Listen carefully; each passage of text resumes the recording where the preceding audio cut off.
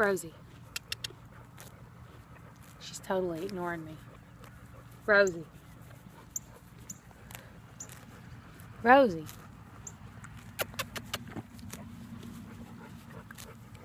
How do you like that?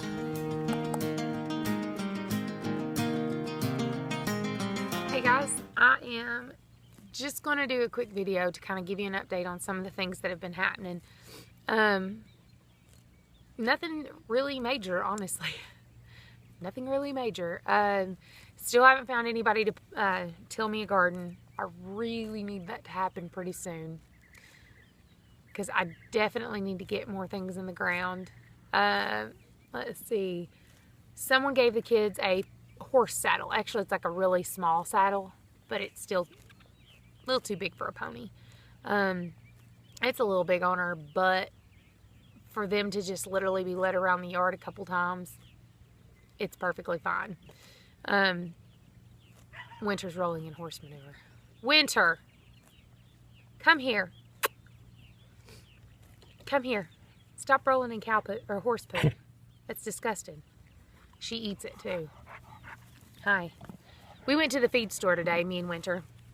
Daddy almost had a disaster on his hands. I almost brought home more chickens. There was a guy there, and of course Winter was with me, and they had just got new chicks in, and of course the chicks were, you know, being loud, and you know her, she loves the babies, and she didn't understand why they were getting upset. So she was like trying to get in there with them, and he was like, well, you know, that pit will eat them chickens if you get some. I just kindly squatted down, smiled at him, picked a chicken up and showed it to Winter. Winter was loving on it, and it calmed down, and I told him, I was like, this dog loves everything. Chickens, rabbits, cats, it don't matter. And he looked like he was completely floored. He didn't know what to think, and he said, you know, I've never even really met a pit bull before. I don't believe everything the media tells you. Is that right? Say we're good dogs. She's a brat. Trying to think of anything else. Somebody has been doing pretty good about her training. One thing I want to rant about and complain about, I got a bridle for her, and I actually kind of need some assistance with that if anybody knows how.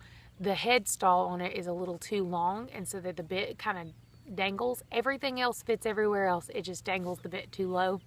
And there's not a hole high enough. How do I punch a hole in leather without destroying it? But my complaint is this. I bought it from the co-op. It was completely assembled, had reins, bridle, bit, the whole deal. $40. I think that was too hideous because it's leather. The part that upset me was it didn't fit right. So I got it on Saturday, put it on her, didn't fit right, hung it in the barn. Sunday they're not open. Monday at 9 o'clock I'm over there taking it to them. And they asked me, well, did you put it on her? Yeah, I put it on her head to see if it fit. We can't take it back. I had the tags in the receipt. It literally got on her head and came off. Nope. Can't take it back. To say that I was agitated is a major understatement. I'm just going to tell you, it really made me mad. I was like, that's ridiculous. How am I supposed to know? And she said, oh, you can just look at it. Not everybody can just look at it. But there's my complaint for today. The goats. The goats are Nigerian dwarfs instead of just pygmies. He did have pygmies. He sold me the Nigerian dwarfs for the same price. I decided to go with them because these goats actually can be registered. The ones I'm buying from him can be registered. And let me tell you something. I looked for registered Nigerian dwarfs in this area. Every area is different with agriculture and livestock as to what they charge you. The area that I live, they typically, a female goes anywhere from $600 to $800. A wether will go from anywhere from $100 to $200, and a buck will go anywhere from $400 to $600. If they are blue-eyed, they most of the time are going closer to $600. He sold me a blue-eyed buck for $50. I was not going to pass that up. Not going to happen. Even if I weather him, even if I just keep him until he's at sexual maturity to sell him as an adult, I'm going to make my money back multiple times over. So I for sure will be registering them, and I for sure will be selling them. And he also told me he sold me the female for $60. $60. Because he's a family member. So he told me that he should have another breeding come up October, so I will be going back to get another female from him. So the buck is just for selling purposes only. I'm trying to think if there was anything else new or exciting that has happened. Nothing really. Nothing really. Just that. And my mother took my children for a whole week. Literally, this is the first hour without them. And I'm already confused and feel like shell-shocked to go from screaming, crying, fighting, playing video games, cartoons, playing outside, I need, to silence. It's a weird feeling. Now my poor Winter's just going to have to endure my mothering. I'm sure she just hates it. Come over here and stop eating horse poop. She eats horse poop. I guess it saves me from having to clean it up, but still, it's disgusting. I am actually sitting out in the field right now to spend time with my Rosie Posey. One thing I've learned about homesteading is this. You always have to be quick on your feet and like come up with harebrained things to do to make do with what you got. We have no shade, no trees or anything where the paddock is.